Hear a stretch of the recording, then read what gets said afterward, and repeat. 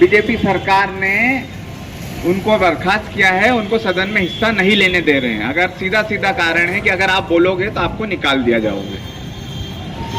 कई बार संसद में गालियों का उपयोग किया गया, हमारे एक सांसद को भद्दी भद्दी गालियां दी गई और उन पर एक ऐसी टिप्पणी करी गई जिसको मैं यहाँ पर बोल भी नहीं सकता हूँ। उन्होंने वहाँ सदन में बोला है, उस पर कोई कार्रवाई नहीं हुई और हमारे सांसदों ने हक के लिए आवाज उठाई तो उनको सारों को उन्होंने सदन से निष्कासित कर दिया। तो यह गलत है, हम इसका विरोध करते हैं और आज हम कांग्रेस पार्टी के सभी कार्यकर्ता, सभी नेता लोग अब हम केवलराम चौराहे पर हम इस चीज़ का विरोध करने के लिए इकट्ठे हुए हैं और हम कह देते हैं कि ऐसी तानाशाही अब नहीं चलेगी। कांग्रेस पार्टी ऐसी तानाशाही को उखाड़ कर फेंक देगी। हम लोगों का एक लक्ष्य है, सिर्फ सेवा का। अगर हमसे इससे कोई छीनेगा तो हम उसको छोड़ेंगे नहीं। आप आपके जितनी शक्ति लगाना हो लगा दीजिए, अब हम डरने वाले नहीं हैं। लोकसभा में तो हम आवाज़ उठाते रहेंगे। हमारा एक ही शेर काफ़ी है, राहुल गांधी जो भी बोलते हैं वो सच बोलते हैं। उन्होंने अभी कुछ दिन पहले अग्निवीर पे भी बोला था, वो भी आज कर्नल ने उन पर ट्वीट करा है और वो बोला था राहुल गांधी ने जो बोला है वो सही बोला है।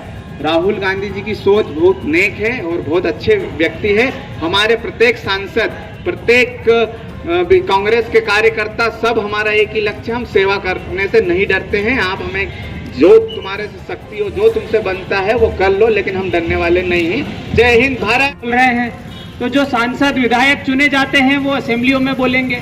यदि वो असेंबलियों में नहीं बोल पाएंगे तो कहां जाकर अपनी बात रखेंगे और जनता की परेशानियों से कैसे लड़ेंगे, आप बताइए।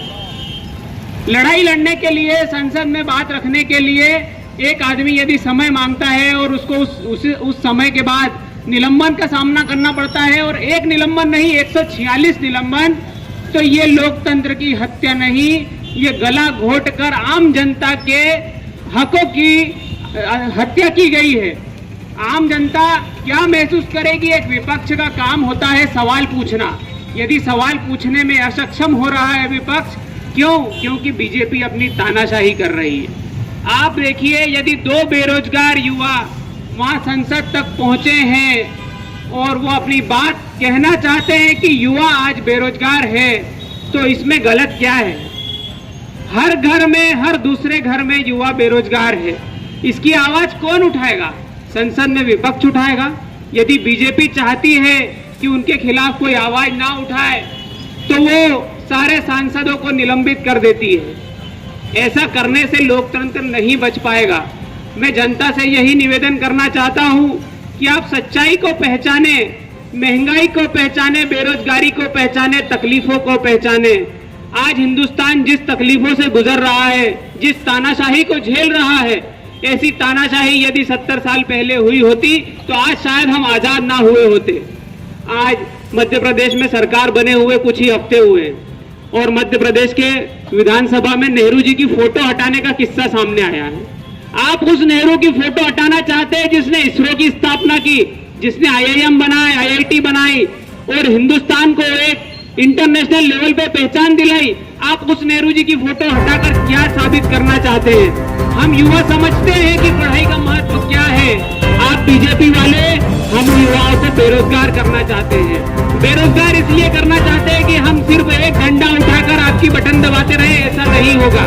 आज का युवा जाग चुका है, आज का युवा समझ चुका है और आज का युवा आपसे बदला जरूर लेगा। जो आप तानाशाही कर रहे हैं, इसकी आवाज बुलंद कर आपको इस सत्ता से उखाड़ फेंकेगा। भारतीय जनता पार्टी प्रशासन जिस तरह से पूरे हिंदुस्तान भर में प्रजातंत्र का माहौल बना रहा है और ये पूरे देश को वो हिटलरशाही की तरफ ले जाना चाहते हैं, उसका एक उदाहरण जो उन्होंने प्रस्तुत किया है। हमारी जो भारत की सर्वोच्च वैधानिक संस्था संसद है, इसके वो चुने हुए प्रतिनिधि रहते हैं। 142 सांसद सरकार आधा हिंदुस्तान को उन्होंने संसद से बाहर कर दिया है। ये बहुत ही शर्मनाक घटना है। इससे पहले भी ये लोग विधायक और जो सांसदों की खरीद फरोख्त करते पाए गए और आज उन्होंने ये सोच लिया है कि हम लोग कोई भी बातचीत अगर उठाना है तो संसद में न उठाए तो बाहर कर देंगे। इस तरह से ये बगैर किसी भी बहस के अपने हिसाब से अपने कानून पास करना चाहते हैं, इसलिए उन्होंने कदम उठाया जो बहुत शर्मनाक घटना है।